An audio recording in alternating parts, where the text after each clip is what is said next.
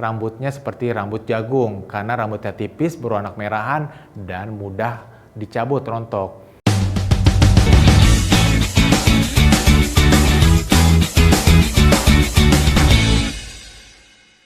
Assalamualaikum warahmatullahi wabarakatuh. Halo Sobat Be Better, balik lagi bersama saya Dr. Andri dalam acara Be Better, bincang-bincang bersama dokter. Kali ini saya akan bahas materi tentang kurang energi protein, atau kalau Sobat Be Better sering dengar adalah istilah kurang gizi.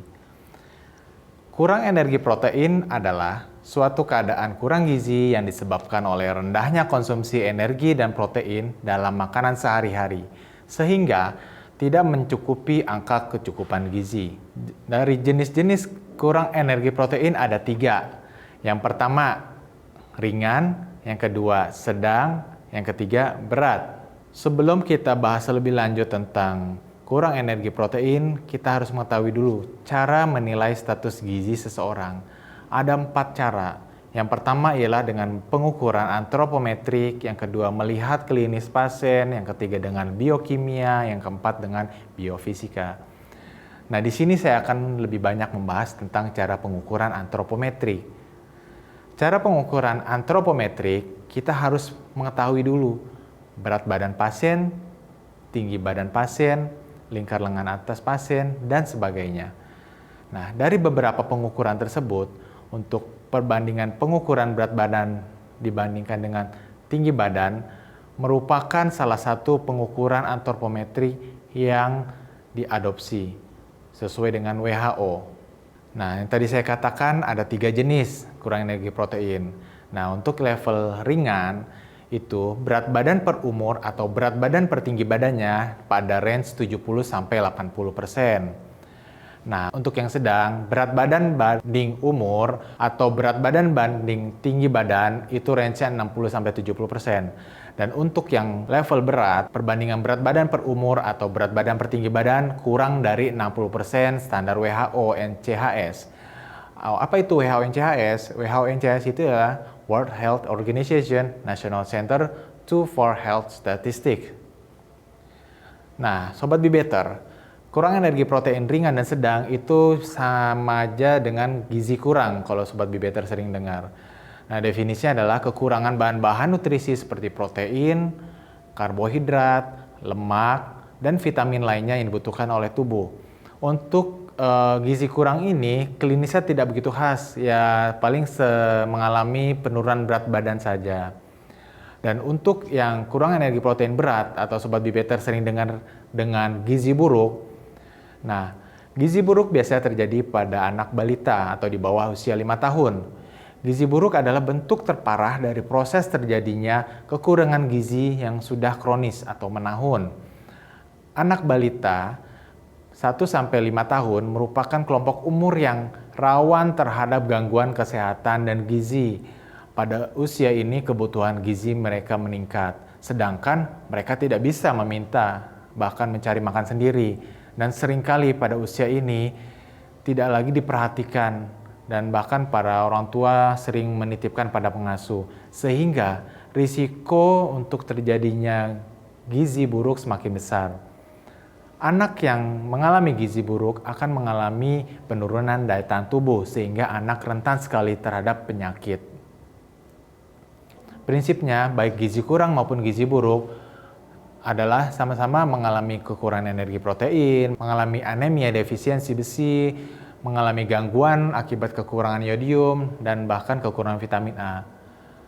Apabila terjadi kekurangan dari keempat sumber di atas, pada anak-anak dapat menghambat pertumbuhan, bisa juga mengurangi daya tahan tubuh anak sehingga rentan terhadap penyakit, mengakibatkan rendahnya tingkat kecerdasan, menyebabkan penurunan kemampuan fisik, gangguan pertumbuhan, jasmani dan mental, bahkan bisa menyebabkan stunting.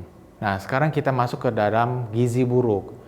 Nah, gizi buruk ada 3 jenis penyakit. Yang pertama, kwashiorkor, yang kedua, marasmus, yang ketiga, marasmus kwashiorkor. Mungkin Sobat Be Better bertanya, apa sih ini kwashiorkor, marasmus? Oke, akan saya jelaskan. Kwashiorkor ini memiliki gejala-gejala pada anak, diantaranya wajah terlihat sembab, besar, Tapi Sobat Bibeter jangan tertipu bahwa sembab ini karena ada penimbunan cairan di bawah kulit atau bahasa medisnya edema. Nah, bisa juga gejalanya matanya sayu. Nah, ini yang khas juga Sobat Bibeter. Biasanya pada pasien-pasien yang mengalami kwashiorkor, rambutnya seperti rambut jagung karena rambutnya tipis, berwarna kemerahan, dan mudah dicabut rontok.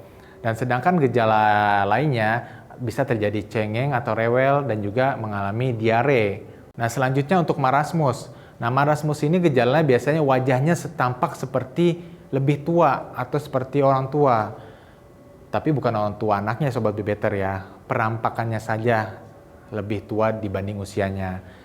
Selain penampakan wajahnya, gejalanya biasanya tanda-tandanya pasien sangat kurus. Bahkan saking kurusnya bisa dikatakan tampak tulang dibungkus oleh kulit. Kenapa? Karena jaringan lemaknya tidak ada.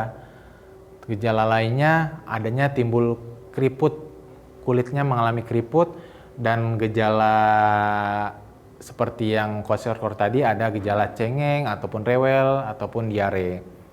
Dan selanjutnya adalah marasmus kwashiorkor. Untuk gejala marasmus kwashiorkor ini adalah gejalanya gabungan dari yang tadi saya katakan, kwashiorkor dan marasmus. Nah, selanjutnya pasti Sobat Bibeter bertanya-tanya, apa sih penyebabnya? Nah, penyebabnya adalah ada dua, kurangnya asupan makanan, baik itu jumlah maupun kualitasnya. Nah, dari jumlah, Sobat Bibeter selalu ingat dalam memberikan makanan, disesuaikan dengan kebutuhan kalori seseorang, sesuai dengan materi saya sebelumnya. Dan untuk kualitas, Sobat Bibeter harus memahami, harus ingat kepada prinsip 4 sehat 5 sempurna. Jadi harus kita perhatikan proteinnya, dan juga karbohidratnya, lemaknya. Yang kedua ialah penyebabnya adanya infeksi penyakit. Nah, perlu Sobat Bibeter ketahui bahwa bila seseorang terinfeksi penyakit, itu dapat memperburuk keadaan gizi seseorang. Nah, selanjutnya bagaimana sih penanganannya? Nah, Sobat Bibeter, penanganannya bila Sobat Bibeter melihat tanda-tanda seperti baik gizi kurang maupun gizi buruk pada anak Sobat Bibeter, cepatlah bawa anak Sobat Bibeter ke dokter spesialis anak ataupun ke IGD agar mendapatkan penanganan yang tepat. Karena pada keadaan gizi buruk, anak harus dirawat di rumah sakit. Nah, selanjutnya kita bahas tentang pencegahannya. Nah, tadi kan penyebabnya kita ketahui itu karena asupan makanan yang kurang. Nah, pencegahannya ialah pertama, Sobat Bibeter harus berikan makanan yang memenuhi kriteria 4 sehat 5 sempurna kepada anak-anak Sobat Bibeter agar terhindar dari penyakit gizi buruk. Yang kedua ialah menjaga kebersihan lingkungan dengan menjalankan perilaku hidup bersih dan sehat. Yang ketiga adalah tingkatkan kualitas perawatan terhadap anak. Oke Sobat Bibeter, cukup sekian. Jangan lupa like, subscribe, and comment. Dan bisa share ke teman-teman Sobat Bibeter yang lainnya agar informasi dapat bermanfaat buat orang banyak. Assalamualaikum warahmatullahi wabarakatuh.